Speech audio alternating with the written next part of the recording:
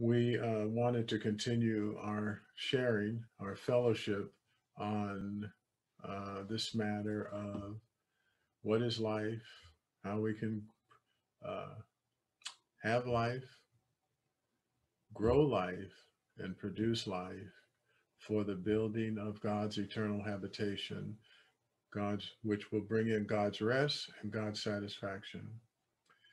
I'm very burdened in these days on this matter of eating, especially the practical aspect of eating the word, as I have shared in the past. I just can't get away from it. So today will be, this meeting will be another installment on the matter of eating. And in this time, we will take up the matter of eating in the book of Exodus. In the book of Exodus. Exodus, the Bible starts out in a very marvelous, sweet way. In the beginning, God. God created the heavens and the earth. And then, of course, something happened, but we will not focus on on the negative. We will focus just on the positive in the first two chapters of Genesis. Very, very positive. There is God's eternal purpose. There is man. There is a woman. There is a tree. I'm so happy that there is a tree that sets the stage for our living. Our living is not according to the law. The law is not in the book of Genesis. The law didn't come in until after the first 19 chapters of Exodus. So the seed of the tree of life, which is for us to take in, which is for us to eat, is so critical and important in the overall revelation of the scriptures. If you take a bird's eye view of the scriptures, you will see that eating is all through the Bible, especially in the very beginning, as I mentioned, with the tree of life, and it ends with the tree of life. And there is something that is a product of that eating throughout the scriptures and throughout our experience and throughout the years, and that consummation, that issue, is the New Jerusalem, which is a mingling, as we all know, of God and man, God and man. So we would like to focus on this matter of eating. Genesis, as I mentioned, begins in such a marvelous way. In the beginning, God created the heavens and the earth, and then, the sky, the stars, the sun, and everything. And then he created the lesser life, then the higher life, and then, of course, the highest life, which is you and I, man. Begins in such a marvelous way, but it ends in a way that's not so marvelous and not so positive, and that is a dead man in a coffin. A dead man in a coffin. This is Genesis chapter 50, verse 26. So instead of, and this signifies that instead of enjoying life that is represented by the tree of life, you have a dead, we were, and this is a type of us, we were dead and in the world, dead and in the world in Egypt. Now, so we want to see this matter, as I mentioned again, the matter of our eating in the book of Exodus. If you look at Exodus, just the word Exodus means, I think we are all aware, it means departure. And so the second book of the Bible gives us a wonderful, wonderful, enjoyable way of how to leave, to get out of the coffin and leave the world. When we are in, and the children of Israel are a type of us, as I've mentioned earlier, in 1 Corinthians chapter 10, Paul is very clear that the things that happen to them, the children of Israel in the Old Testament, are types. They are pictures for us so that we do not fall after the same example of disobedience. What was their status? What was their condition? What was their situation in Egypt? They were under condemnation, and they were under the tyranny of Pharaoh, who typifies Satan. So here is the situation. At the end of Genesis, you have a dead man. And this dead man in a coffin. And then this dead man in a coffin was his bones were in Egypt. And that's when he said, the Lord will visit, Joseph. This is concerning Joseph. And he did say, the Lord will visit you. And when he does, make sure you carry my bones out of here, out of the world, back to where we all need to live and enjoy, and that is the good land, the land of Canaan. This typifies that several things. Number one, resurrection. Number two, we are all destined to enjoy. We are all destined to enjoy the all-inclusive Christ, who is the reality of the good land opened up to us by Brother Lee there in Deuteronomy chapter 8. How can we be released from, first of all, condemnation?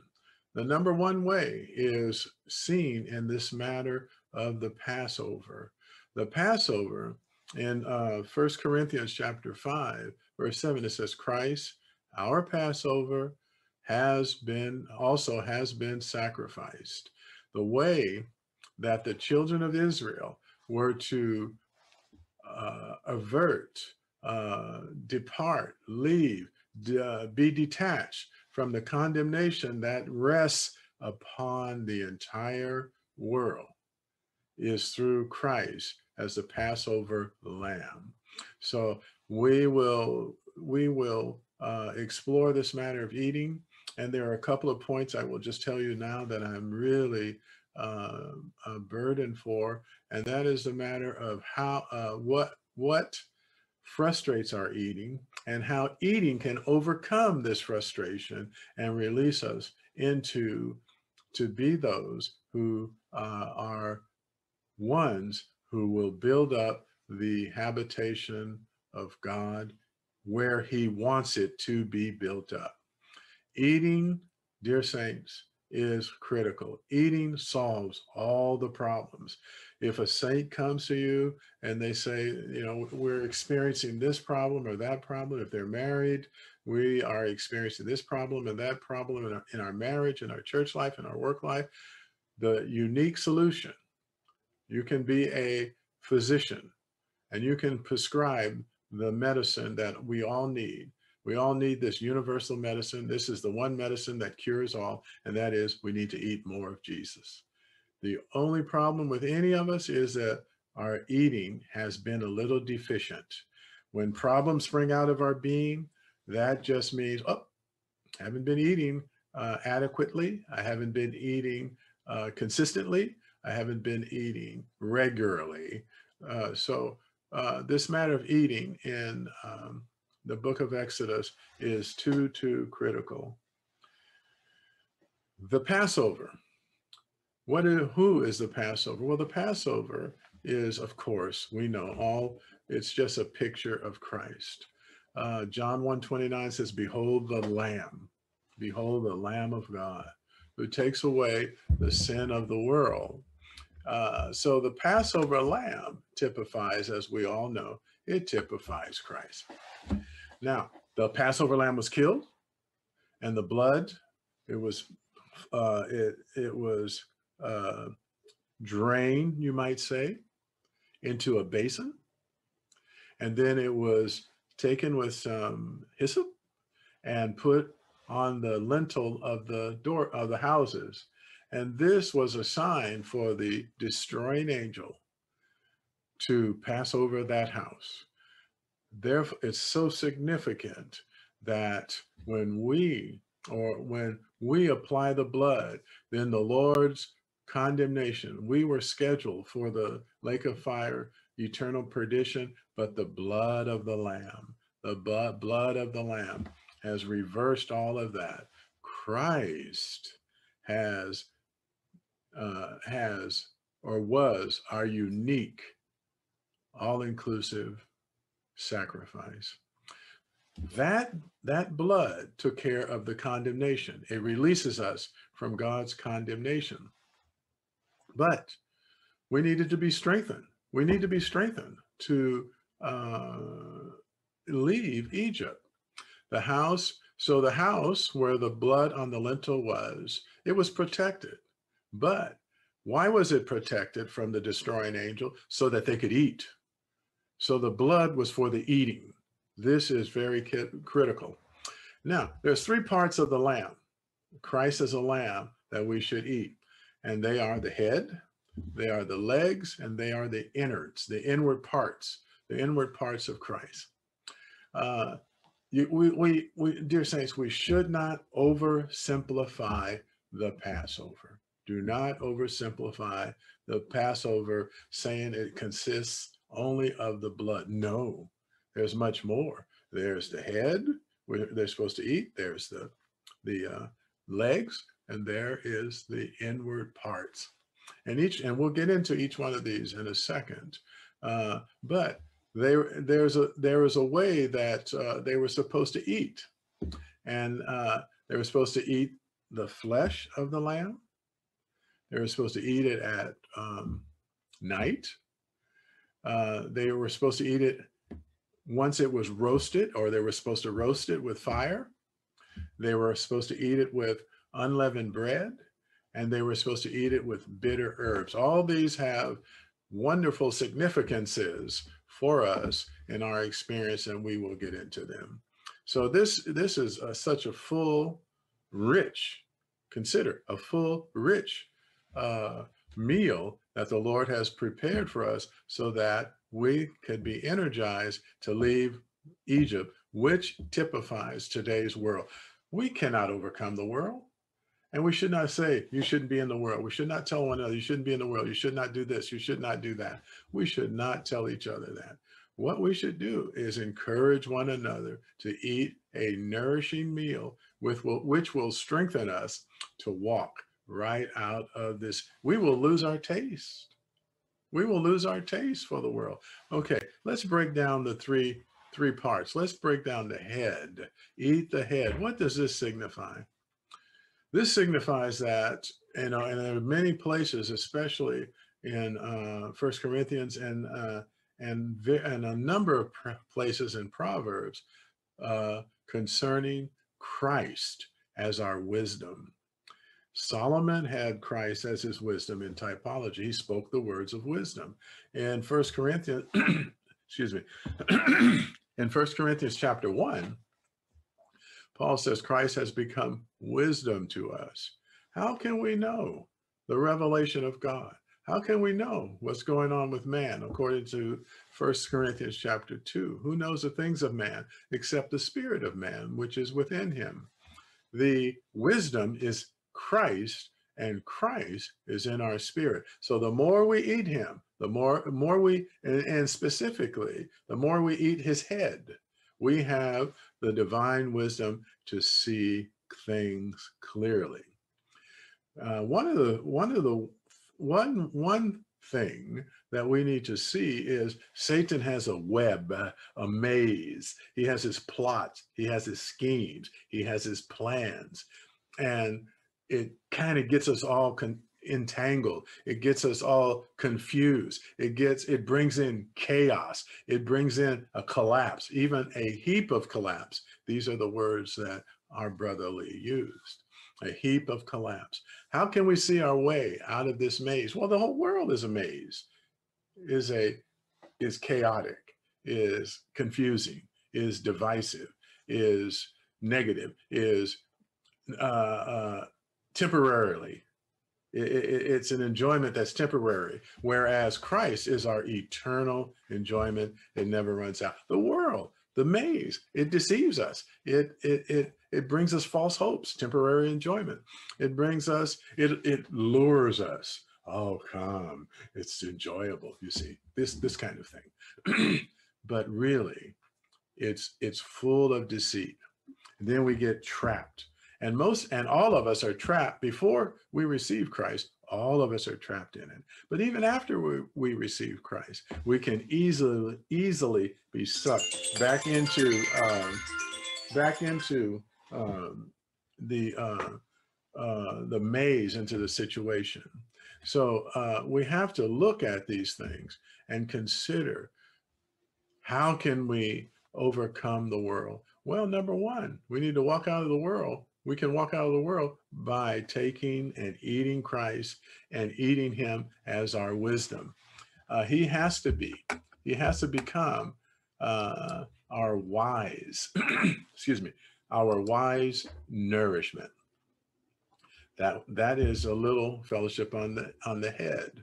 Please look at the footnotes in Exodus, and you can, and the life study in Exodus, and you surely can see what I'm speaking, and may the Lord speak more to you. Now the legs are for traveling. The walk that Christ had in the Gospels is the walk that we need.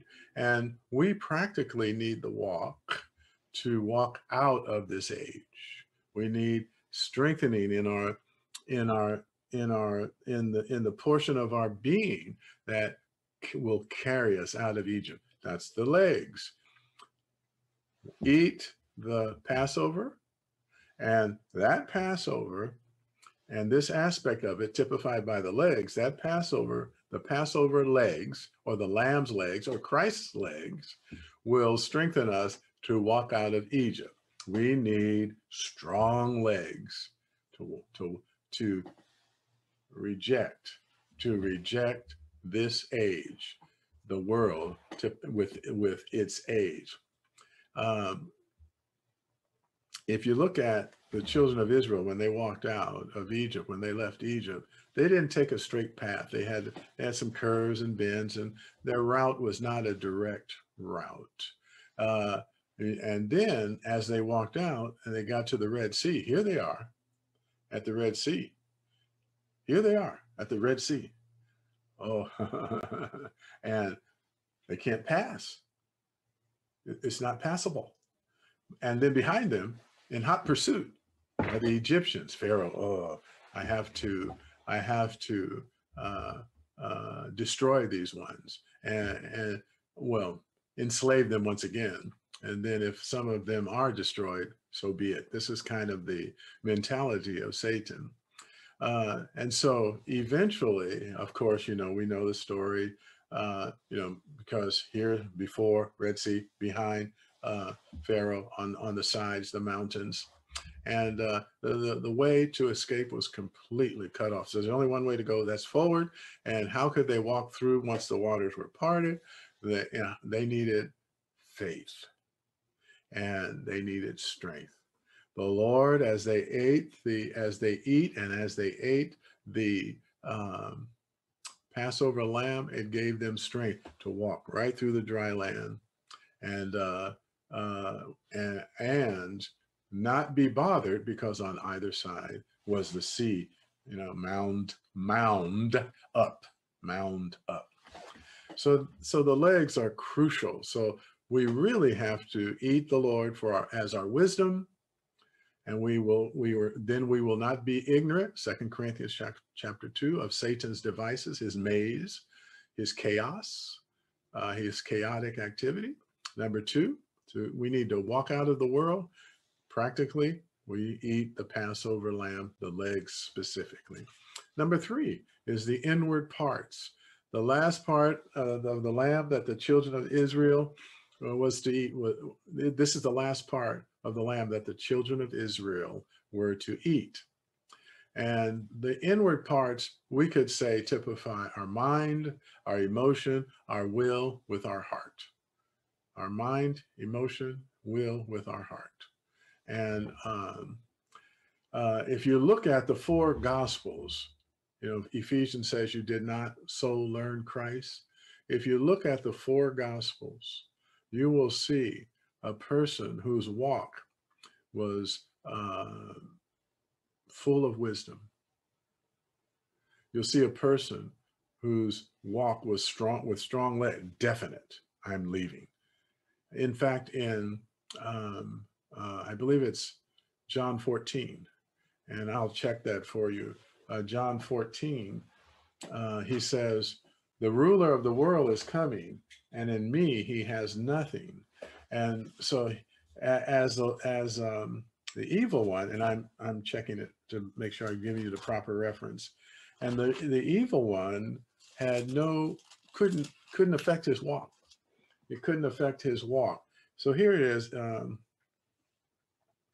John 14. I believe it's no,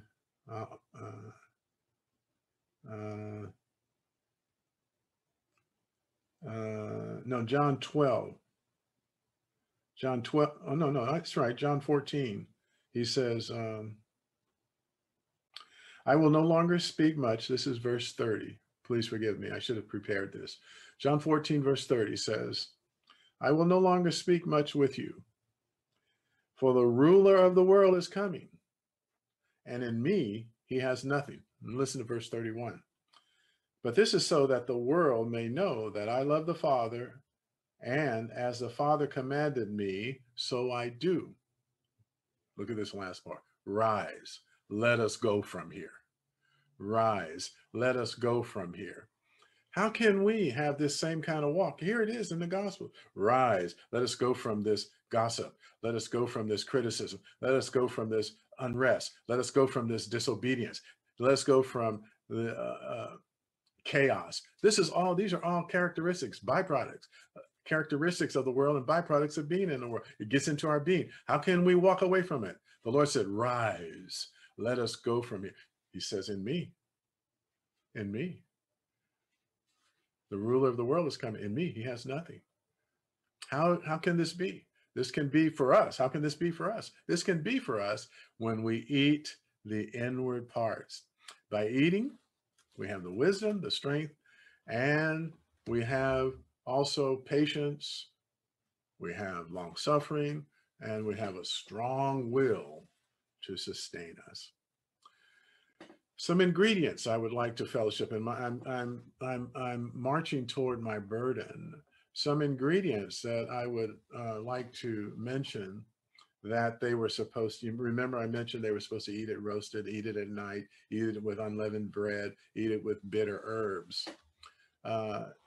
Unleavened bread, and I have the verse here. It says, this is 1 Corinthians chapter 5, verse 8. So then, let us keep the feast, not with old leaven, neither with the leaven of malice and evil. No malice and evil. If there's malice and evil in our midst, something is wrong. We're not keeping the feast. Neither with the leaven. So leaven is something negative.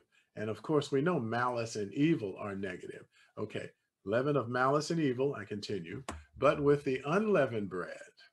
So unleavened bread is the absence of malice, is the absence of evil, is the absence of gossip. And we're going to get to this in a minute with, you'll see in a minute.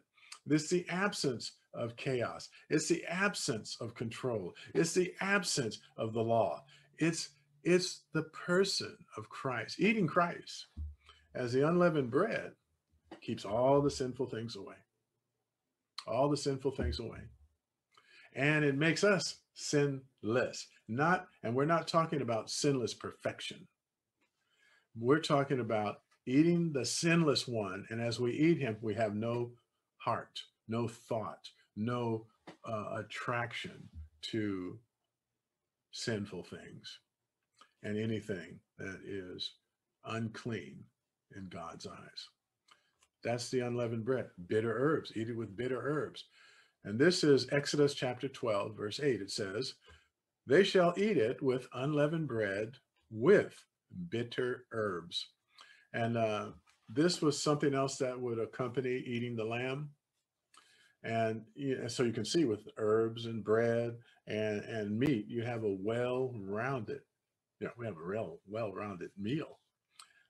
Anyway, the effect of eating Christ as the bitter herbs gives us a sense, even a bitter sense, whenever we get entangled with something sinful. We just have a bitter sense. If we're involved with sin and in the world, and we don't have a sense that something is off, then there's something wrong with our eating. There's something wrong with our eating. Now, here's where I told you I'd say something about gossip, and I'm very burdened for this. Excuse me. When you have, if you have an issue let's say there's an issue in the family, there's some discord in the family, there's some unhappiness, some dissatisfaction, some offense, even in the family. And I'm talking about your maternal and fraternal family. I'm not talking about the family of God, but we can enlarge that. We can enlarge that to and it's very applicable. Actually, it is applicable to the family of God, the household of God. But let's just take it with our immediate family, our mother, father, our sisters and brothers, or our in-laws, or something of this nature. And we're just bothered, and we criticize. We criticize them. Oh, or even think something negative about your mother, your father, your mother-in-law, your father-in-law, your children, your relatives, your cousins. You know, they shouldn't do this, or why are they doing that? Why are they doing that? This criticism, if we don't have a sense of bitterness when we experience this, then we are not eating the lamb according to the requirements and the way that is opened up and laid out for us here in Exodus. Criticism is a cheat. It cheats us.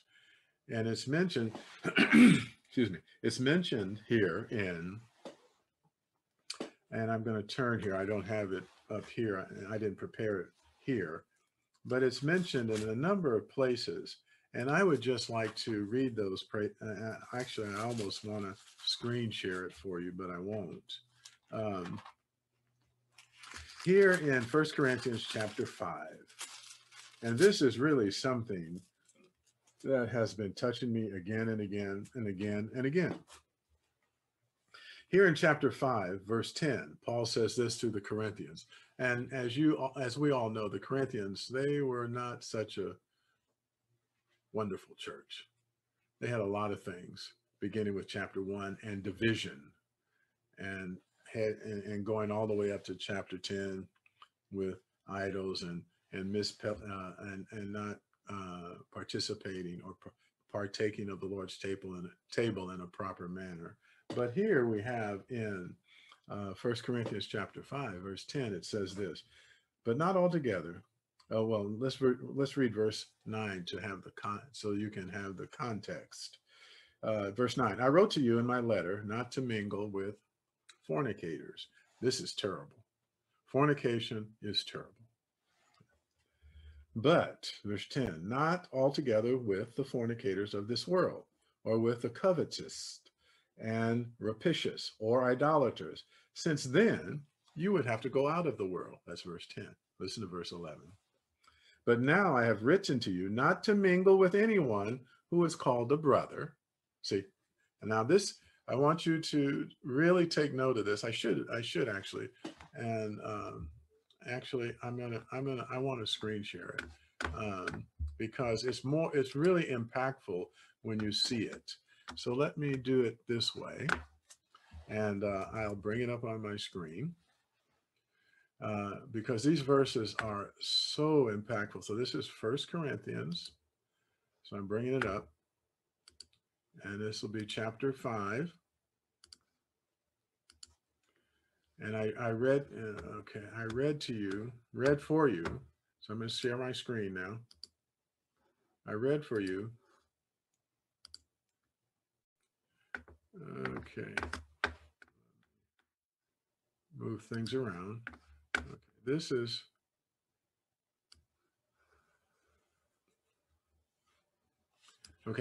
is This is 1 Corinthians chapter 5. And we read verse 9, verse 10. Now, here's verse 11. But now I have written to you not to mingle with anyone who is called a brother, if he is a fornicator or a covetous man or an idolater or a reviler or a drunkard and so forth and so on. I won't finish the reading. The main point is here with reviler. Now, let's go on and let's look at chapter 6. Very interesting. here in chapter 6, Paul gives another horrible list of these people who live this way, who practice this. They are unrighteous. And so Paul says these ones will not inherit the kingdom. So then he says, do not be led astray. So look at verse 9. Do not be led astray. Do not. And I say this again, do not be deceived. Don't let anyone turn your mind, say this is okay, that's okay. Don't and don't, okay, let me say it this way. Do not let anyone turn your mind and say fornication is okay. Fornication is not okay. It's right here in the word. Idolatry is not okay. Adulterers are not okay. Being effeminate, homosexuality is not okay. Now look at verse 10. What also, as the list continues, what also is not okay? To be a thief, or to lust, as in, that's covetous, as in Romans chapter 7. To get drunk, that's not okay. These are the lists. These ones who live this way are a list of those who will not inherit the kingdom of God. You see it here. Not inherit the kingdom of God. But look here on this list. Look what is there. Revilers. And now, what is reviling? Well, let me look at one other verse. This is Second Timothy now, chapter 3. And I've shared these before, so forgive me if I shared them with you, with the young people. I'm fairly certain if memory is accurate, I shared this with them, but I'd like to share it with the entire country. Here's a list of what people, Paul says that this is what the last days will look like. That's verse 1. What will the last days look like? It will look like someone who loves themselves. Now, these are to Christians. These are not just unbelievers. Of course, we know unbelievers are there. But if you look at it, verse 5, it says, having an outward form of godliness, though denying its power, from these also turn away. And then he tells them what these ones are like. Then it says, they come to the full now. They're always learning, yet never. Unbelievers don't even want to learn anything about the truth. And then he says, here's these ones who oppose Moses. And why? They were men corrupted in mind, disapproved. Anyway, let's go back to this list. What will the last days look like? Christians will be lovers of money. They'll be boasters, arrogant, revilers. Of course, unbelievers are this. They'll be disobedient to parents, unthankful, unholy. And look at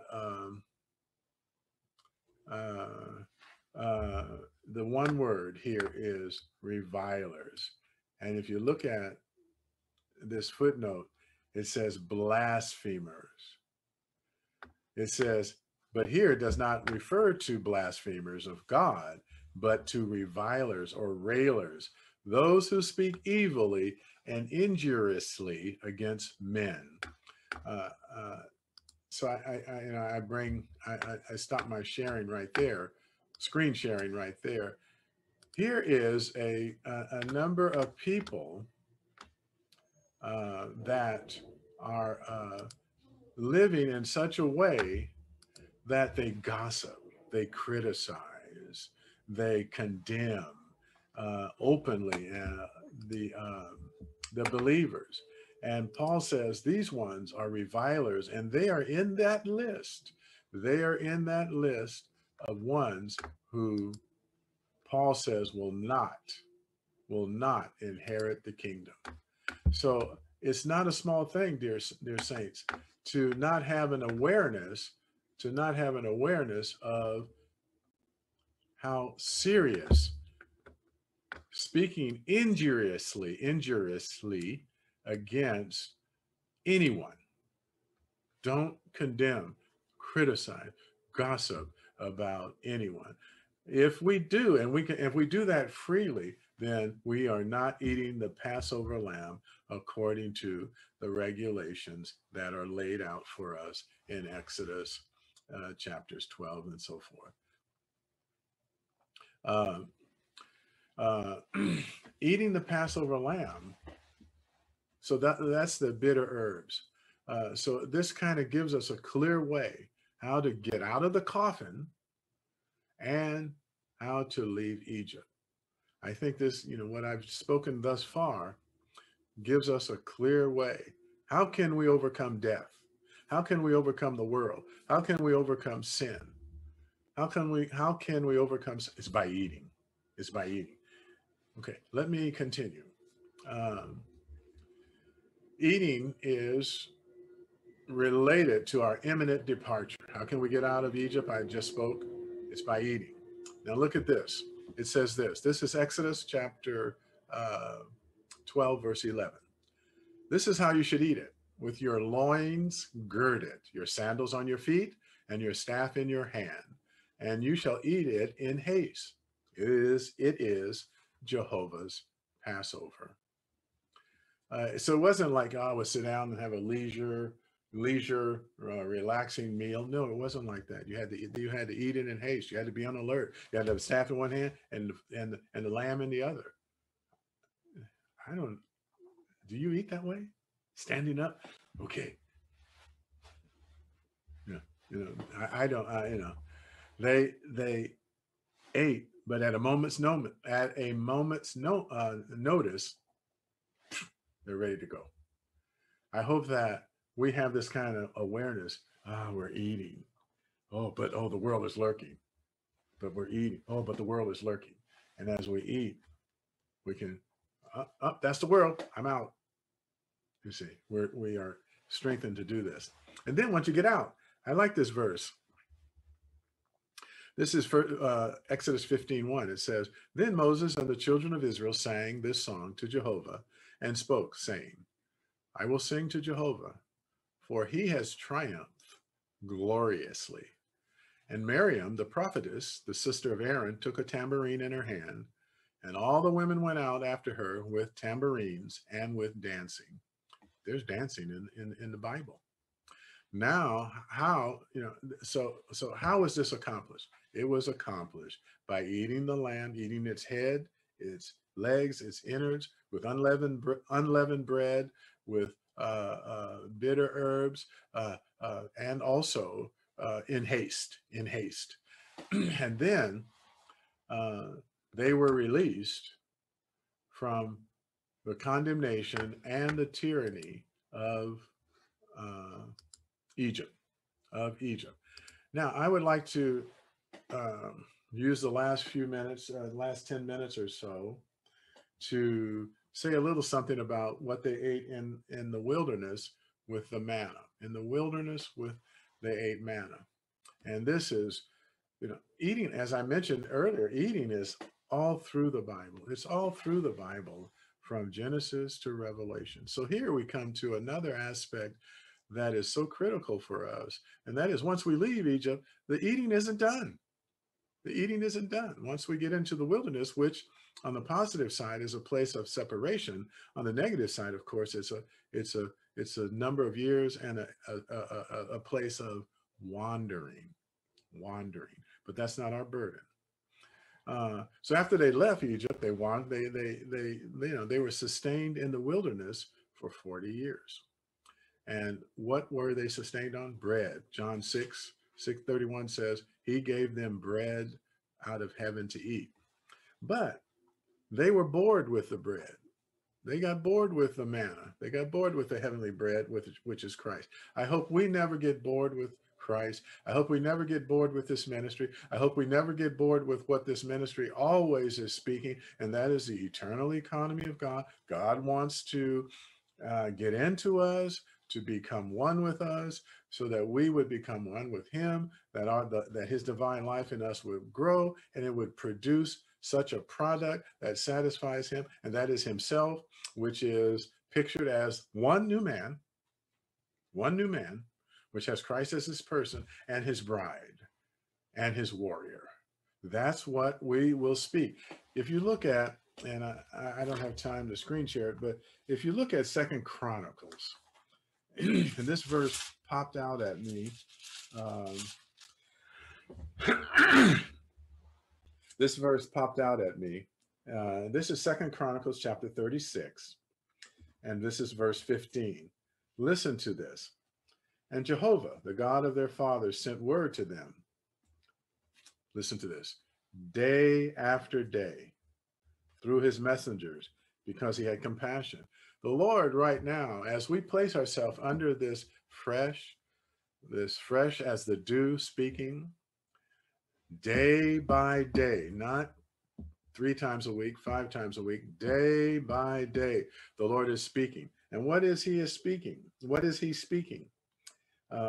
He's speaking, he had compassion on his people and on his dwelling place. That is what is on the Lord's mind.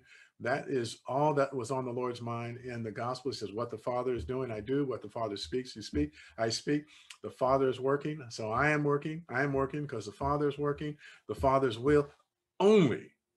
That was all that the Lord was occupied and preoccupied with. And then what happens? Verse 16. But they mocked the messengers of God and despised his words. Dear saints, do not despise the up-to-date speaking, the up-to-date revelation of what God is accomplishing. Don't despise it.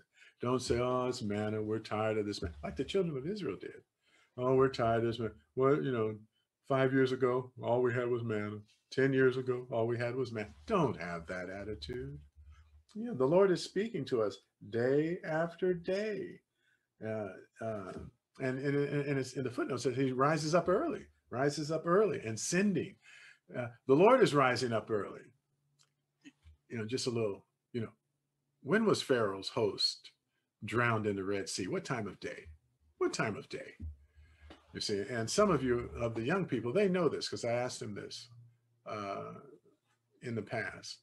But I don't know if the majority of the saints listening in know this. Pharaoh's host was drowned in the Red Sea during the morning watch. So rise up early and take in the manna day by day. Don't despise the manna. We have nothing else to speak but except the eternal economy of God.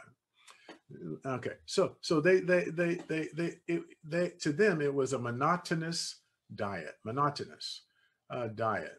and what was they wanted? They lusted for 6 things that they had in Egypt: fish, cucumbers, onions, leeks, garlics, and melons. Fish, cucumbers, melons, onions, leeks, and garlic. And then they said this in Numbers chapter 11, verses 5 and 6. We remember the fish which we used to eat in Egypt for nothing. Actually, that's not true.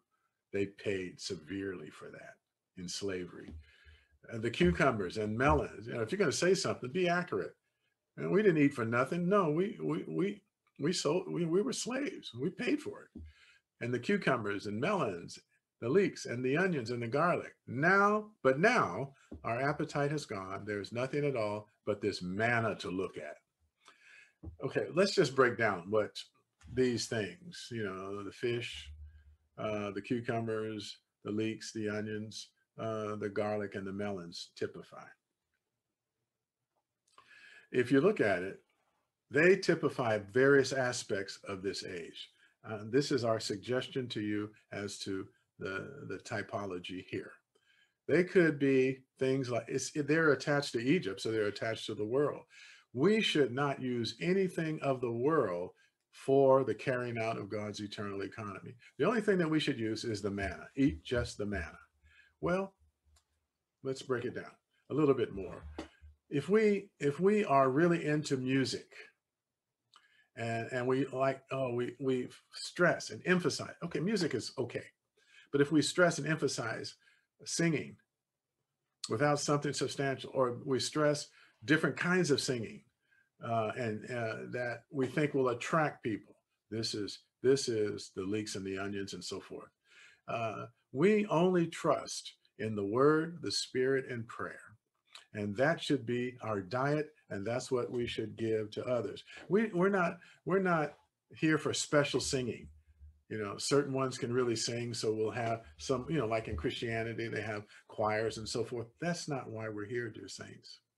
We're here for the eternal economy of God to be carried out through the eating in prior to in under condemnation and in tyranny. What overcomes that? Eating the Passover lamb. We're here for eating, and once we're in the wilderness, we eat the manna. That's it. What we eat is what we give. What we eat is what we minister. We minister what we are. So we have to eat to become the proper food to give to people, to give to one another, to give in the gospel, to give in the building up of the body of Christ, to give to the saints.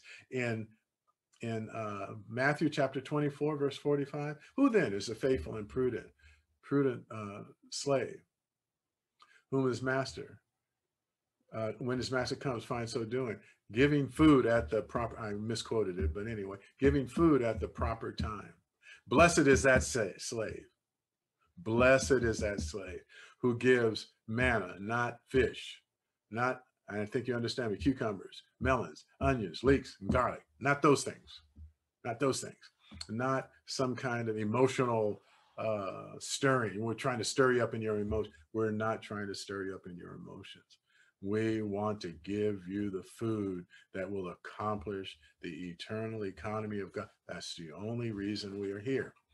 And now let's look at the manna. The manna, and I'll say these few things, and then I think I can. My burden will be discharged.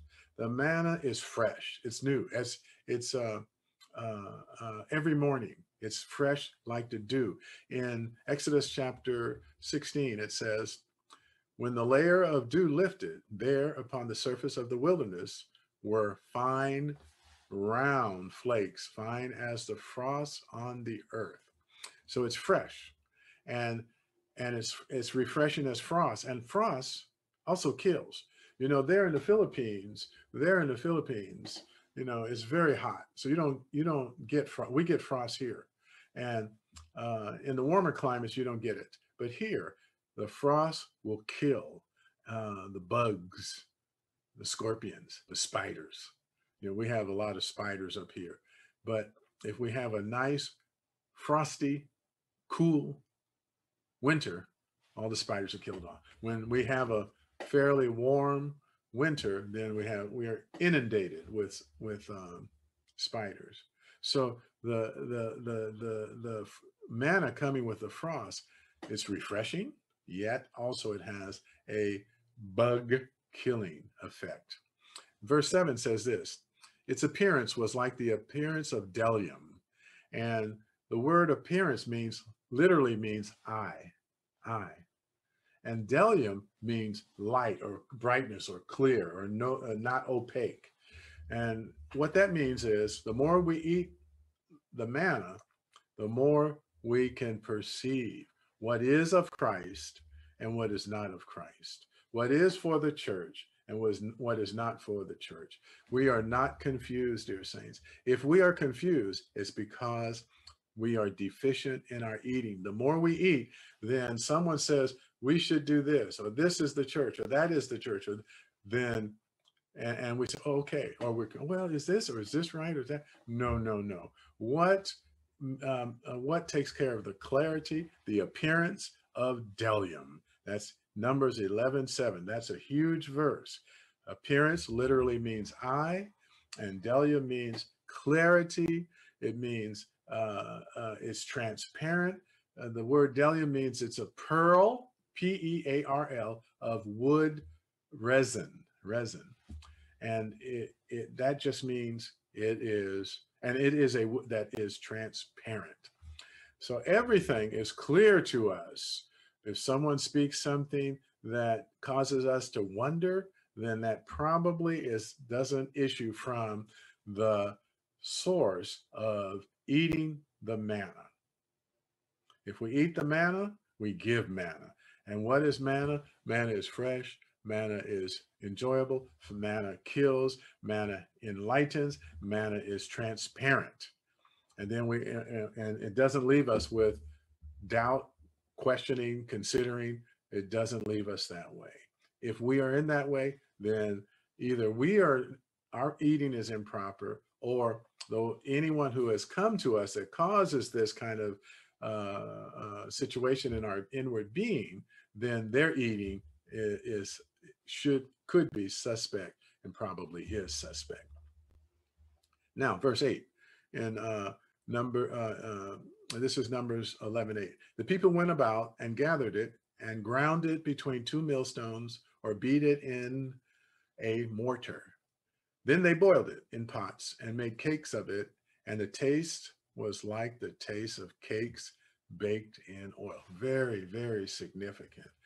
Oh, so satisfying, so sweet to the taste. Um, uh, Saints, if the saints, if you go to the saints' homes and you have a nice meal, and I really like eating the ista there, and all the delicious meals there, and then everyone just sits around, they're happy, they're smiling, they're satisfied. The same should be in the spiritual realm. When someone comes to you and speaks to you, after the issue should be, after the speaking, the issue should be, you're just relaxed. You're just satisfied.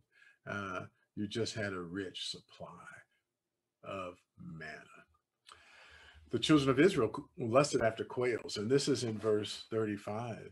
And this was something that did not make the Lord happy, because they lusted after. Well, let me read the verse. It says this. This is Numbers chapter 11, verse 4. Who shall give us meat to eat? And then you continue with verse 31. A wind went forth from Jehovah and brought quails from the sea, and let them fall beside the camp, about a day's journey on this side and a day's journey on the other side, all around the camp, and about 2 cubits above the surface of the earth. These quails, you might think, well, what was wrong with that? Actually, it was in rebellion. The Lord ordained that they eat manna. But the children of Israel, they thought they knew better what they needed. They thought they knew better than the creator of the universe. So we want quails.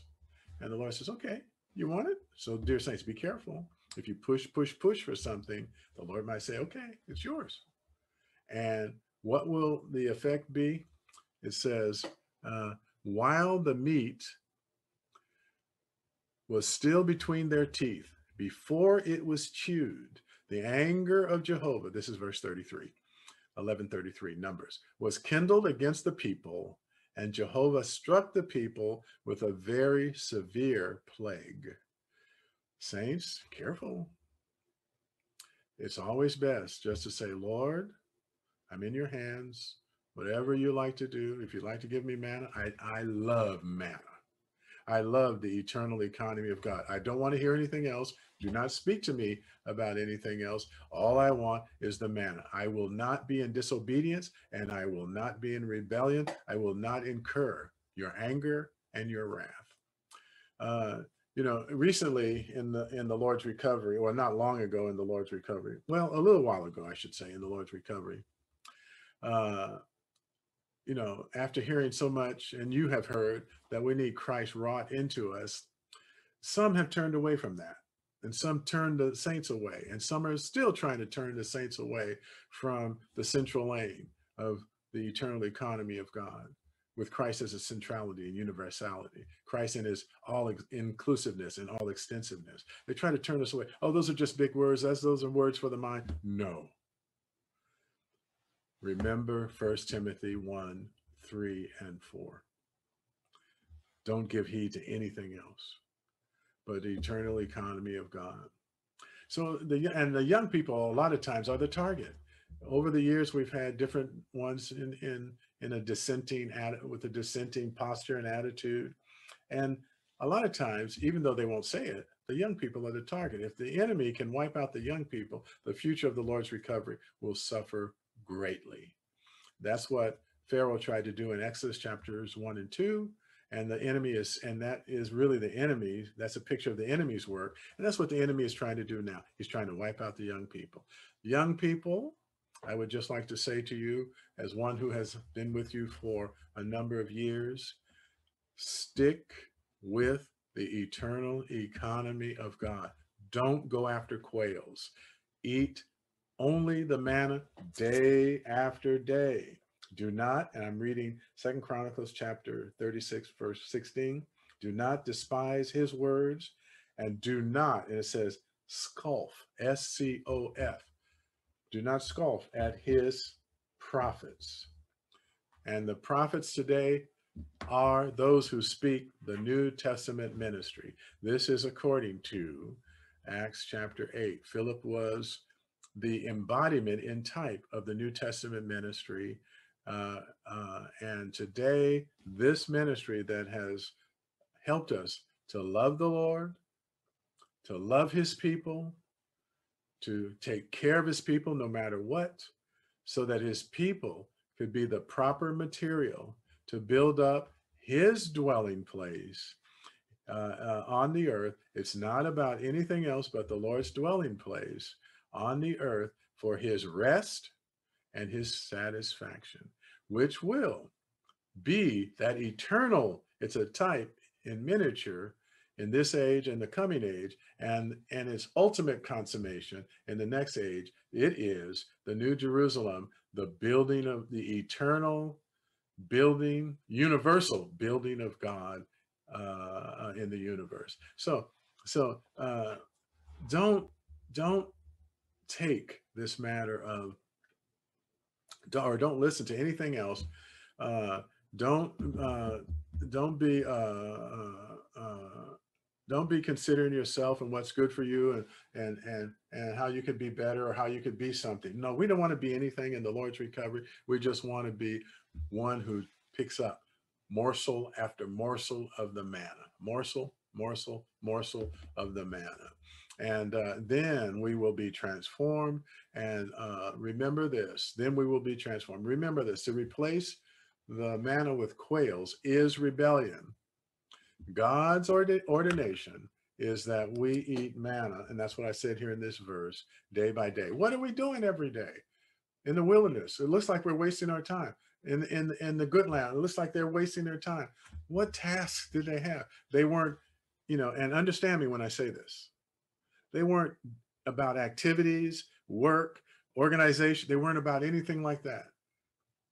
You see, and we can seemingly do something good, like the gospel, churches, building up churches.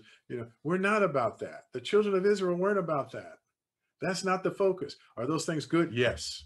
Should we be doing those things? Yes, but based on the supply that comes from the Passover and the manna. The Passover and the manna. Of course, I didn't get on the rich produce in the good land. That'll come later. But right now, for at least at this point, the Passover and the manna. And so what should we be doing? Caring for God's eternal dwelling place, the building of God, the tabernacle in the wilderness, and of course, when we get to it, the temple in the good land. I would like to read a little portion here, and then I'll conclude with this, and we can go from. I will conclude from here. This will be our conclusion. Okay, Brother Lee says this, and this is what really has been churning in my being. He says this: the worldly wise. I'm reading. The worldly wise, and I'm reading from some messages that he gave in the late 70s, as we mentioned, and so forth. The worldly wise might have thought that the Israelites, so us, they're a type of us. The Israelites were lazy and purposeless. So people may think that about us. You don't go to the mission fields. Well, let me keep reading. Why did they not settle in one place and farm? See, that's the thought. Then they could grow onions, leeks, garlics, instead of having only manna to eat. Why did they do nothing but build a tabernacle and carry it around with them? Isn't that interesting? They didn't do anything. Just build a tabernacle, carry it around, okay? Take it down, put it back up, take it down, put it back up, go here, go there. That's all they did. Praise the Lord. In our day, we may criticize We may be criticized, I should say, for not going to the mission field. See, I mentioned this: gospel work, Christian work. Um, for not engaging in this or that Christian work, or for not caring about the gospel. See, why is it that we keep meeting together and pay little attention to anything other than Christ and the church? So, so if we pay attention to all these other things, the work, the gospel, mission field, and so forth, apart from this central vision, then we are like Christianity. He says this. He says this. We do not want to follow the pattern set by Christianity. There it is. Rather, we would like to be the Israelites of old, eating manna and caring for the tabernacle. If we have such a testimony, souls will be won. See, the gospel will go out if we have such a testimony. The gospel will be preached.